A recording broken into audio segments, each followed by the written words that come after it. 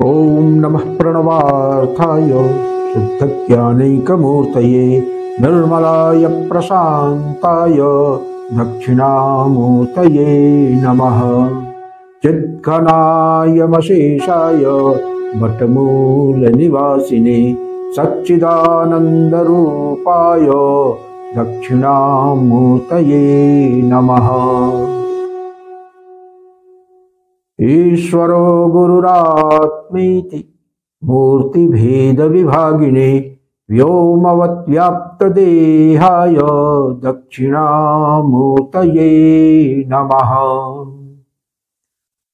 विघ्नेश्वराय वरदाय सुरप्रियाय लंबोदराय सकलाय जगद्धिताय नागाननाय श्रुतियज्ञ विभूषिताय गौरीसुताय गणनाथ नमो नमस्ते। विघ्नार्तिनाशनपराय गणेश्वराय सर्वेश्वराय सुखदाय सुरप्रियाय विद्याददाय विकटाय च वामनाय भक्तप्रसन्नवरदाय नमो नमस्ते। फ्रेंड्स, हम लोग जो है चतुर्दश आवरण के बारे में पिछले वीडियो में चर्चा कर रहे थे और चतुर्दश आवरण का अर्चन पूरा नहीं हो पाया था, तो अब हम लोग इस वीडियो में चतुर्दश आवरण के अर्चन से प्रारंभ करते हैं। इसके बारे में जो आवश्यक भूमिका थी वो पूर्व वीडियो में दी जा चुकी है, इसलिए हम बिना किसी भूमिका के अर्चन प्रारंभ करते हैं। ओम चतुर्दशावरणम ओम ह्रीं श्रीं विशुद्धि चक्राधिष्ठात्री डाकिनी शक्तये नमः। ओम ह्रीं श्रीं अनाहत चक्राधिष्ठात्री डाकिनी शक्तये नमः। ओम ह्रीं श्रीं मणिपुर चक्राधिष्ठात्री लाकिनी शक्तये नमः। ओम ह्रीं श्रीं स्वाधिष्ठान चक्राधिष्ठात्री काकिनी शक्तये नमः। ओम ह्रीं श्रीं मूलाधार चक्राधिष्ठात्री शाकिनी शक्तये नमः। ओम ह्रीं श्रीं आज्ञा चक्राधिष्ठात्री हाकिनी शक्तये नमः। ओम ह्रीं श्रीं सहस्रार चक्राधिष्ठात्री याकिनी शक्तये नमः। तो ये सप्त चक्रों की आराधना हो गई। ध्यान देने की बात है कि इसमें हाकिनी शक्ति यहाँ पे है, जिसको हम से जो है डिनोट किया जाता है, और साकिनी शक्ति मूलाधार में जिसको सह से डिनोट किया जाता है। यहीं से हंसह मंत्र जो है चलता है। अगर नीचे से ऊपर चलेंगे तो सह नीचे है, सो हम होगा, और अगर आज्ञा चक्र से नीचे जाएंगे तो हम सह होगा। तो हम सह सो हम मंत्र जो है ना, जिसको कि जीव निरंतर जपता रहता है, तो वो मंत्र जो है उसका रहस्य यहीं से छिपा हुआ। ये पूरा शक्ति का क्षेत्र है जिसमें कि शक्ति विचरण कर रही होती है, और इसी समस्त शक्तियों को जब एकत्रित करके और सहस्रार में ले जाके विलीन कर देते हैं तो अपना आत्मस्वरूप का साक्षात्कार हो जाता है। तो ये इसका रहस्य है। अब हम जो है पंचदश आवरण के तरफ चलेंगे। स्थूल शरीर की संरचना में 5 तत्वों के तमोगुण के अंश का पंचीकरण होता है, माने सभी तत्वों के कुछ न कुछ अंश तमोगुण वाले हिस्से के एक निश्चित अनुपात में उनको मिलाया जाता है। अनुपात यह है कि जिस तत्व की प्रधानता करनी होगी तो उसका 50% और बाकी का 1/8 1/8 यानी 12.5% तो 12.5 चौका 48 50% ये हो जाएगा। 50% मुख्य जैसे आकाश तत्व है तो उसमें आकाश का 50% रहेगा, बाकी का 12.5% रहेगा। वायु तत्व है तो वायु का 50% हो जाएगा, शेष का 12.5% हो जाएगा। इसी तरह से अगर अग्नि तत्व है तो अग्नि का जो है वो उसके तमोगुण के अंश का 50% हो जाएगा, और शेष तत्वों के तमोगुण के अंश का 12.5% हो जाएगा। जल तत्व का तो जल तत्व का तमोगुण का अंश का 50%, और जो शेष के तत्व हैं उनके तमोगुण के अंश का 12.5% इसको मिला दिया जाएगा। इसी तरह से पृथ्वी का जब बनाना होगा तो पृथ्वी तत्व का 50% हो जाएगा, और रेस्ट ऑफ द एलिमेंट्स का के तमोगुण के अंश का 12.5% ईच। तो ये करके जो है ये इस तरह से पंचीकरण होता है। तो इसी पंचीकृत पंच तत्वों से जो है ठोस जो स्थूल संरचना होती है वो आती है, और इसी स्थूल संरचना के अंतर्गत सूक्ष्म संरचना माने कि जो मनोमय कोष, प्राणमय कोष और विज्ञानमय कोष है वो सत्व और रज से बना हुआ है। रज जो है प्राण के लिए और कर्म के लिए हो गया, और सत्व जो है बोध के लिए हो गया। ज्ञानेन्द्रियां और अंतःकरण जो है सत्व से बनते हैं, और प्राण और कर्म इंद्रियां जो है वो रज से बनते हैं। ये सबों को तीनों गुण चूंकि साथ में रहते हैं तो इसी में ले आके उनको फिक्स कर दिया जाता है, तो ये हो जाता है। ये इसका जो है वो विधान है। तो पंचीकरण विधान का ही सूत्र जो है ये पंचदश आवरण में है। यहाँ पे 25 शक्तियों की उपासना होती है, 5 × 5 25। तो देखते हैं कि उनका नामकरण किस तरह से किया गया है। पंचदश आवरणम। ओम ह्रीं श्रीं श्री त्रिपुर सुंदरी लक्षम्बिकायै नमः। ओम ह्रीं श्रीं सौभाग्य लक्षम्बिकायै नमः। ओम ह्रीं श्रीं महालक्षम्बिकायै नमः। ओम ह्रीं श्रीं त्रिशक्ति लक्षम्बिकायै नमः। ओम ह्रीं श्रीं साम्राज्य लक्षम्बिकायै नमः। ओम ह्रीं श्रीं श्री त्रिपुर सुंदरी कोशाम्बिकायै नमः। ओम ह्रीं श्रीं परज्योति कोशाम्बिकायै नमः। ओम ह्रीं श्रीं परानिष्कल कोशाम्बिकायै नमः। ओम ह्रीं श्रीं अजपा कोशाम्बिकायै नमः। ओम ह्रीं श्रीं मातृका कोशाम्बिकायै नमः। ओम ह्रीं श्रीं श्री त्रिपुर सुंदरी कल्पलताम्बिकायै नमः। ओम ह्रीं श्रीं पंचकामेश्वरी कल्पलताम्बिकायै नमः। ओम ह्रीं श्रीं पारिजातेश्वरी कल्पलताम्बिकायै नमः। ओम ह्रीं श्रीं त्रिपुरा कुमारी कल्पलताम्बिकायै नमः। ओम ह्रीं श्रीं पंचबाणेश्वरी कल्पलताम्बिकायै नमः। ओम ह्रीं श्रीं श्री त्रिपुर सुंदरी कामदुघाम्बिकायै नमः। ओम ह्रीं श्रीं अमृतपीठेश्वरी कामदुघाम्बिकायै नमः। ओम ह्रीं श्रीं सुधा कामदुघाम्बिकायै नमः। ओम ह्रीं श्रीं अमृतेशी कामदुघाम्बिकायै नमः। ओम ह्रीं श्रीं अन्नपूर्णा कामदुघाम्बिकायै नमः। ओम ह्रीं श्रीं श्री महात्रिपुर सुंदरी रत्नाम्बिकायै नमः। ओम ह्रीं श्रीं सिद्धलक्ष्मी रत्नाम्बिकायै नमः। ओम ह्रीं श्रीं मातंगिनी रत्नाम्बिकायै नमः। ओम ह्रीं श्रीं भुवनेश्वरी रत्नाम्बिकायै नमः। ओम ह्रीं श्रीं वाराही रत्नाम्बिकायै नमः। तो ये हो गया पंचदश आवरण का अर्चन पूर्ण हो गया। अब पंचदश आवरण में जो है आप ये देखेंगे कि इसमें देवियों के 5 समूह हैं, एक कैटेगरी में 5 आ रही हैं।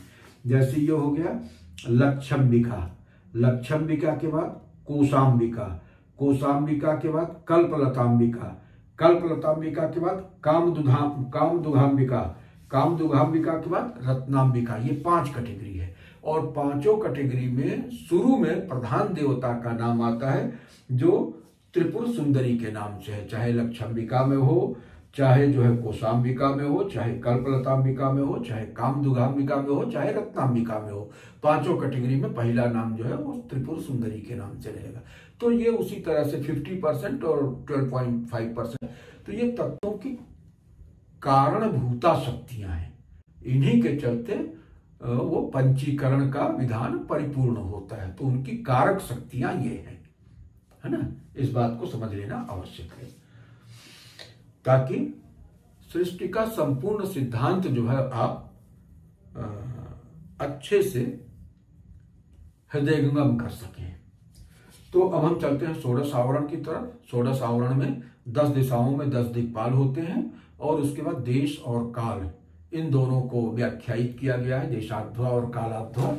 और देशाध्वा के 3 रूप है, कालाध्वा के 3 रूप है, सब साथ साथ चलते हैं। इसके बारे में पर्याप्त चर्चा हो चुकी है, तो यहाँ पे हम चर्चा नहीं करेंगे। अभी जो है हम लोग शीघ्रता पूर्वक अर्चन कर लेते हैं।